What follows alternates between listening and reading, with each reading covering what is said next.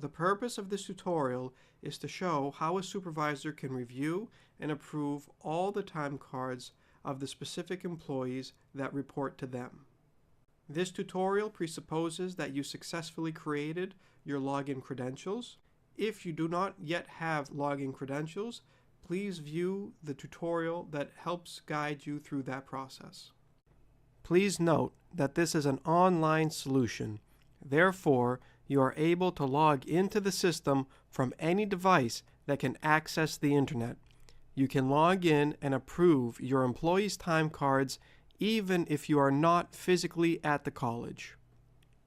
Once you log into the system, please click on My Team at the top, Time and Attendance, and then Individual Time Card.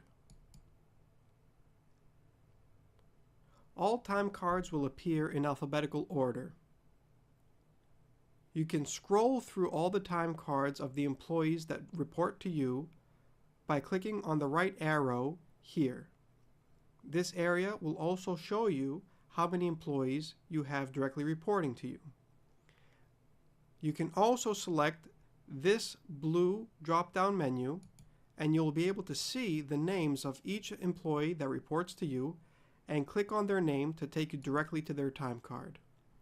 Again, you can either cycle through your employees one by clicking this button, or seeing a list of them and clicking directly on their name to take you to their time card. This is what a completed time card will very likely look like. We pay on a bi-weekly basis, and the time card will show the entirety of the period, going from Sunday of the first week to Saturday of the second week. You also have here the approval column. You will see the clocking in and clocking out times that the employee has entered. Each line has a total, and you must also note, very important to note, the department column. Oftentimes, part-time employees, and especially our student employees, may work in various different departments in a given pay period. Your responsibility is to only approve those lines that belong to your department which you supervise. In this example, we have 3 departments being utilized. Department 23, which is the library, Department 43, which is student life, and Department 69, which is PR and Marcom. For the sake of this example, you are the supervisor of the library. Therefore, you are only responsible for reviewing and approving those hours that are associated with Department 23. The department string always begins with the number 50. The numbers 72 in the middle designate an undergraduate student.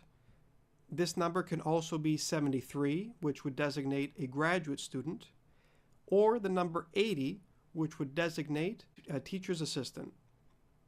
The final 2 numbers of the department string show the specific location.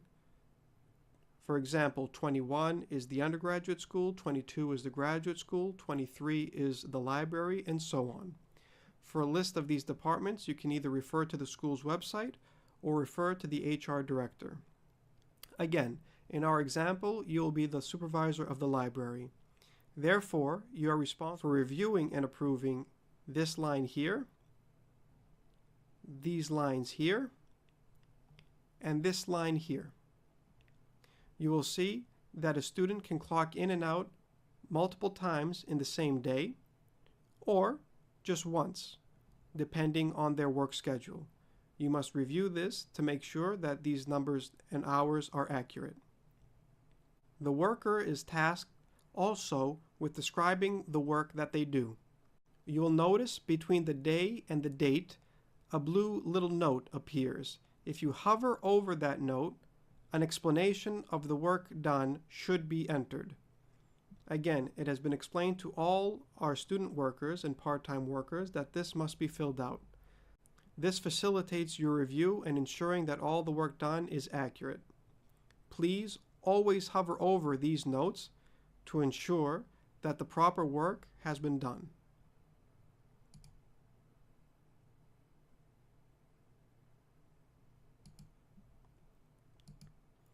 As a supervisor, you have the ability to edit time if you know it to be wrong.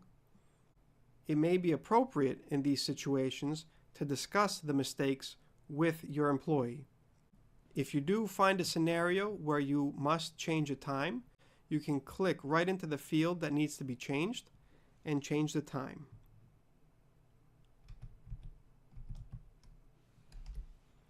You can enter a shorthanded version of the hour, 1230p.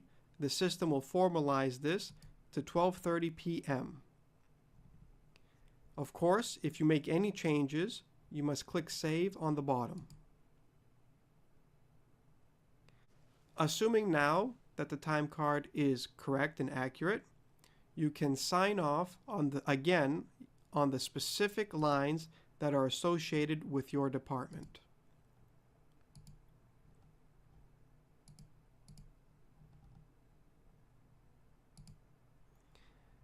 Once you select the specific lines pertaining to your department, again assuming you have reviewed and that the information is indeed accurate, you will click Save.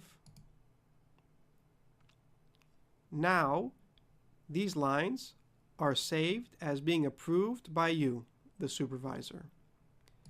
And again, the remaining 2 lines of work entered are unapproved, as those are the responsibilities of the supervisors of those specific areas. Please note that it is very important that all time cards be entered and approved on Monday following the close of the pay period.